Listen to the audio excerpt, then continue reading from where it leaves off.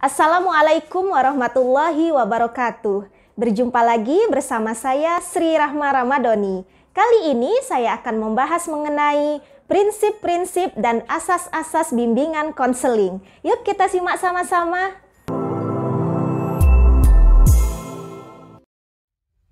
Prinsip-prinsip dan asas-asas bimbingan konseling. Prinsip-prinsip bimbingan konseling. Yang pertama, BK diperuntukkan bagi semua konseli. Prinsip ini berarti bahwa BK atau bimbingan ini diberikan kepada semua konseli, baik yang mempunyai masalah ataupun tidak. Dalam hal ini, pendekatan yang digunakan dalam bimbingan lebih bersifat preventif, yaitu pencegahan dan pengembangan daripada penyembuhan atau kuratif. Contoh, kegiatan bimbingan kelompok, kita mengajukan atau kita mengadakan diskusi bersama ketua kelompok dan anggota kelompok atau konselor kepada siswa bagaimana bahayanya COVID-19 atau isu-isu yang menarik. Kedua, BK sebagai proses individuasi. Maksudnya adalah setiap konseli itu bersifat unik, yaitu berbeda satu dengan yang lainnya. Nah, melalui bimbingan, konseli dibantu untuk memaksimalkan perkembangan keunikannya. Jadi, apabila sedang melaksanakan kegiatan konseling kelompok atau bimbingan kelompok, kita tetap fokus kepada individu yang bermasalah. Kita tetap fokus kepada individu yang mempunyai keunikan masing-masing, sehingga kita dapat mengentaskan semua masalah yang ada atau yang dialami oleh beberapa siswa dalam kegiatan bimbingan kelompok atau konseling kelompok. Ketiga, bimbingan menekankan hal yang positif.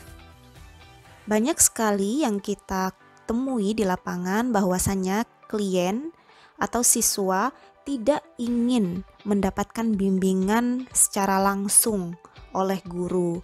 Mungkin klien atau siswa malu atau takut atau sungkan. Nah, peran konselor atau guru BK yaitu meyakinkan kepada konseli atau siswa bahwa bimbingan ini merupakan cara bagaimana kita membangun pandangan yang positif terhadap diri sendiri, memberikan dorongan-dorongan atau semangat, energi positif, dan peluang untuk berkembang, sehingga konseli tumbuh menjadi pribadi yang aktif, kreatif, dan dinamis. Keempat, bimbingan dan konseling merupakan usaha bersama. Jadi, BK ini bukan hanya tugas atau tanggung jawab seorang konselor saja, tetapi tugas seorang guru-guru lainnya, guru mapel atau wali kelas, atau kepala sekolah sesuai dengan tugasnya masing-masing. Mereka dapat bekerja sama atau berkolaborasi sebagai teamwork sehingga menciptakan anak yang cerdas, berakhlak mulia, kreatif, serta inovatif. Kelima, pengambilan keputusan merupakan hal yang esensial dalam BK. Bimbingan diarahkan untuk membantu konseli agar dapat melakukan pilihan dan mengambil keputusan. Nah, di sini bimbingan mempunyai peranan untuk memberikan informasi dan nasihat kepada konseli.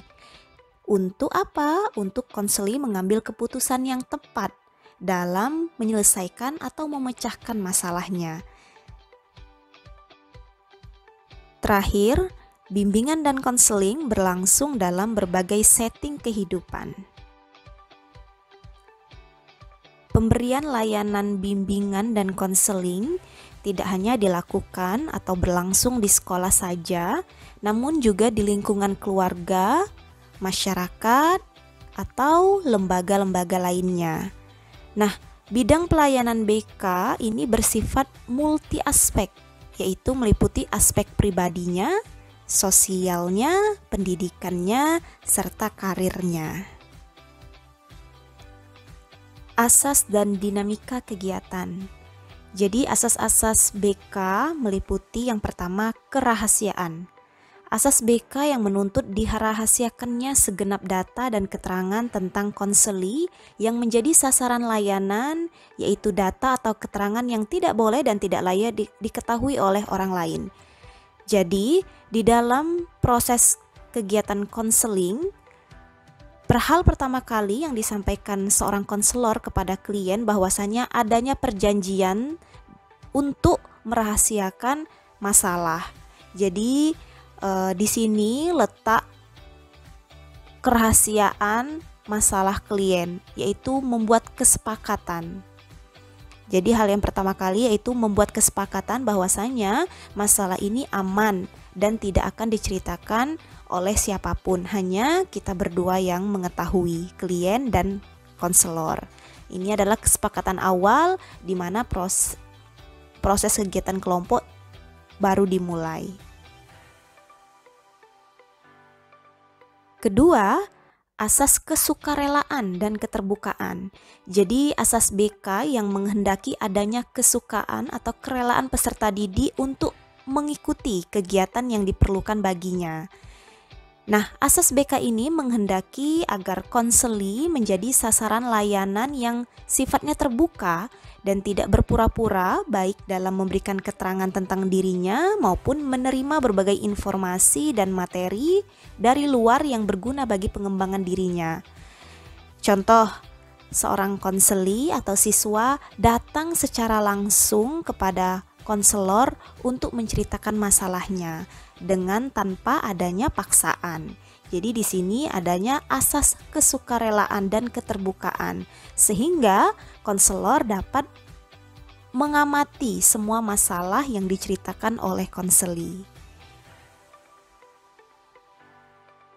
Selanjutnya, asas keputusan diambil oleh klien sendiri.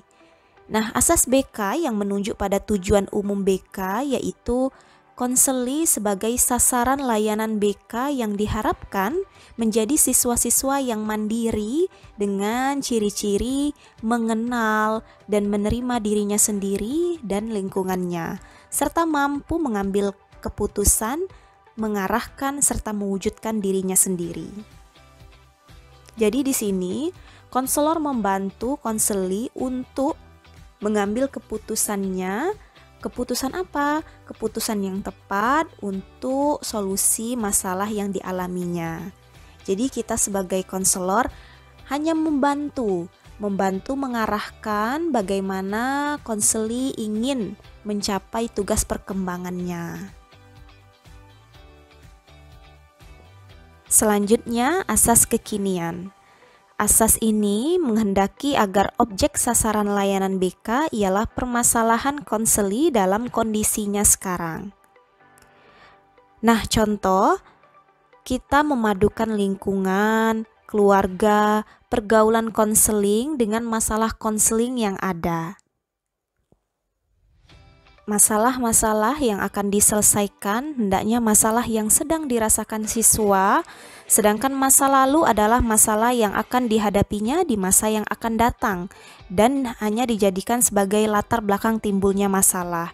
Jadi ketika konseli menceritakan masalahnya, kita untuk aktif mendengar masalah yang sedang dirasakannya. Selanjutnya, asas kegiatan. Nah, asas ini menghendaki agar konseli menjadi sasaran layanan yang dapat berpartisipasi secara aktif di dalam penyelenggaraan layanan BK. Contohnya, di sini dalam proses BK, terkadang konselor memberikan tugas yang harus dikerjakan oleh konseli.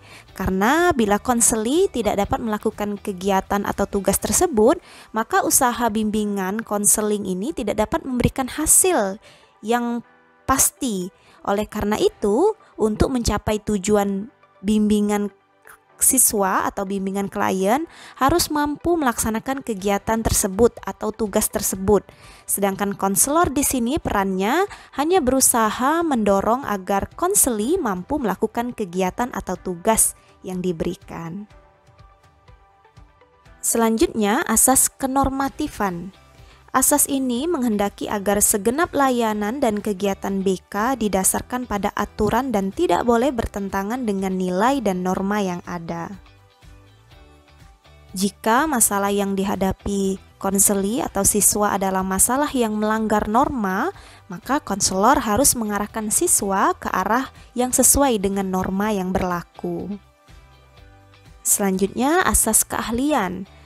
Di sini, asas BK yang menghendaki agar layanan dan kegiatan BK diselenggarakan atas dasar kaidah-kaidah profesional.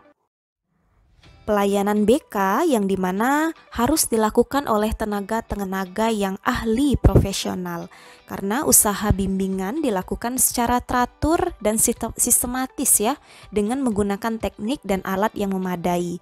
Jadi memang harus dilakukan oleh tenaga profesional, yaitu minimal S1 BK dan telah menempuh pendidikan profesi guru BK atau konselor.